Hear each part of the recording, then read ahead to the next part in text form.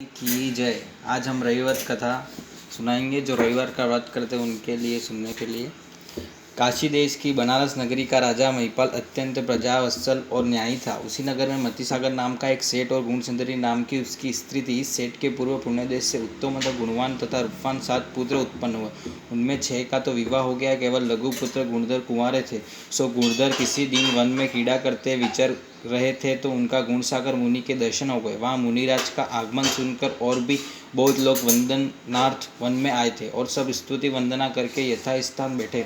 श्री मुनिराज उनको धर्मवती कहकर अहिंसादि धर्म का उपदेश करने लगे। जब उपदेश हो चुका तथा साहूकार की स्त्री गुणसुंदरी बोली, स्वामी मुझे कोई व्रत दीजिए। तब मुनिराज ने उसे 5 अणुव्रत, 3 गुणव्रत और 4 शिक्षा व्रत का उपदेश दिया और सम्यक्त्व का स्वरूप समझाया और पीछे से कहा, बेटी तू आदित्यवार का व्रत कर सुन। इस व्रत की विधि इस प्रकार है। आषाढ़ मास में शुक्ल पक्ष में अंतिम रविवार में 28 में जो रविवार आता है, लेकिन 9 रविवारों तक यह व्रत करना चाहिए। प्रत्येक रविवार के दिन उपवास करना, बिना नमक मीठा आलोक भोजन, एक बार एकासन करना, पार्षनाथ भगवान की पूजा अभिषेक करना, घर के सब आरंभ का त्याग कर विषय और कषाय भावों को दूर करना, ब्रह्मचार्य से रहना, रात्रि जागरण भजन आदि करना और ओम ह्रीम अरम श्री पार्षनाथाय नमः इस मंत्र के 108 बार जाप करना। इस प्रकार 9 वर्ष तक ये व्रत करके पश्चात उद्यापन करना।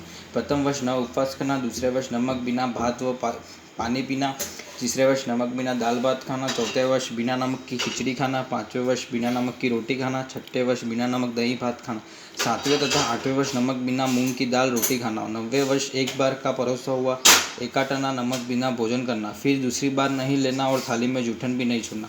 नवदा भक्ति कर मुनिराज को भोजन कराना, 9 वर्ष पूर्ण होने पर उद्यापन कराना, 100 9 उपकरण मंदिरों में चढ़ाना, 9 शस्त्र लिखवाना, 9 शावकों को भोजन कराना, 9 फल 9 शावकों को बांटना, समशरण का पाठ पढ़ाना, पूजन विधान करना आदि। इस प्रकार गुणसुंदरी व्रत लेकर घर आई और सब कथा घर के लोगों को कह सुनाई। कथा को घर वालों ने सुनकर इस व्रत की बहुत निंदा की, इसलिए उसी दिन से उस घर में दरिद्र का वास हो गया। सब लोग भूखे मरने लगे। तब सेठ के 7 पुत्र सलाह करके प्रदेश को निकले। सो साकेत अयोध्या नगरी में जिंदत सेठ के घर जाकर नौकरी करने लगे। सेठ सेठानी बनारस में ही रहे। कुछ काल पश्चात बनारस में कोई अवधिज्ञानी मुनि पधारे। सो दरिद्रा से पीड़ित सेठ सेठानी भी वंदना हो गई। दीन भाव से पूछने लगे, हे नाथ, क्या कारण है हम लोग ऐसे रंग हो गए। तब मुनिराज ने कहा, तुमने मुनि प्रदत्त रविव्रत की निंदा की, इससे यह दशा हुई है कि यदि तुम पुनः श्रद्धा से इस व्रत को करो तो तुम्हारी खोई हुई संपत्ति तुम्हें फिर मिलेगी। सेठ सेठानी ने मुनि को नमस्कार पूर्ण रविव्रत किया, श्रद्धा सहित व्रत पालन किया, जिससे उनको फिर धन्य ध्यान दी अच्छी प्राप्ति नहीं। परंतु इनके 7 पुत्र साकेतपुरी में कठिन मजदूरी करके पेट पालते थे। तब एक दिन लघु भ्राता गुणधार वन में घास काटने को गया था। सो शीघ्रता से गड्ढा बांधकर घर चला गया और हास्या वहीं भूल आया। घर आकर उसने भावत से भोजन मांगा। तब वह बोली, लालजी, तुमने हास्या भूला है, सो जल्दी जाकर ले आओ, पीछे भोजन करना, अन्यथा हास्या कोई ले जाएगा। तब सब काम अटक जाएंगे। बिना द्रव्य नया दानता कैसे आएगा। यह सुनकर गुणधर तुरंत ही पुनः वन में गया तो देखा कि हास्या पर बड़ा भारी सांप लिपटा रहा है। यह देखकर बहुत दुखी हुआ। डांटा बिना लिए तो भोजन नहीं मिलेगा, दातांडा मिलना कठिन हो गया। तब विनती भाव से सर्वज्ञ वितराग प्रभु की स्तुति करने लगे। सो अनेक एकाजित से स्तुति करने का धन्येंद्र का आसन हिला। उसने समझा कि अमुक स्थान में पार्षनाथ जिनेंद्र के भक्तों को कष्ट हो रहा है। तब करुणा करके सब पद्मावती देवी को आज्ञा की, तुम जाकर प्रभु भक्त गुणधर का दुख निवारण करो। यह सुनकर पद्मावती देवी तुरंत वहां पहुंची। गुणधर से बोली, हे पुत्र, तुम भय मत करो, ये सोने का दांतड़ा और रतन का हार, रत्नमय पार्षनाथ प्रभु का बीम भी ले जाओ। सो भक्तिभाव से पूजा करना, इससे तुम्हारा दुख शोक दूर होगा।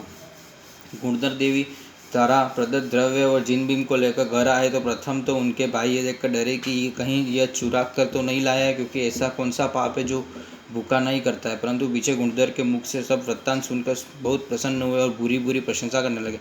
इसी प्रकार दिनों दिन उनका कष्ट दूर होने लगा। थोड़े दिनों में वे बहुत धनी हो गए।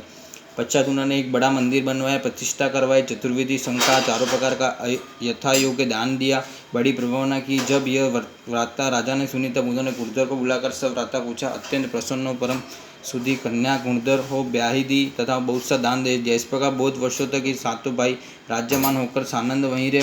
पश्चात माता पिता का स्मरण करके अपने घर आए तो माता पिता से मिले। पश्चात बहुत काल मनुष्योचित सुख भोग कर संन्यास पूर्वक मरण कर यथा योग्य सर्वाग्नि गति को प्राप्त हुए। गुणधर उसके तीसरे भव मोक्ष गए। इस प्रकार व्रत के प्रभाव से मतिसागर सेठ का दरिद्र दूर हुआ और उत्तम सुख भोग कर उत्तम गतियों को प्राप्त हुए। जो भव्य जी श्रद्धा और सहित 9 वर्ष व्रत पूर्वक इस व्रत का पालन करेगा वे उत्तम गति पावेगा।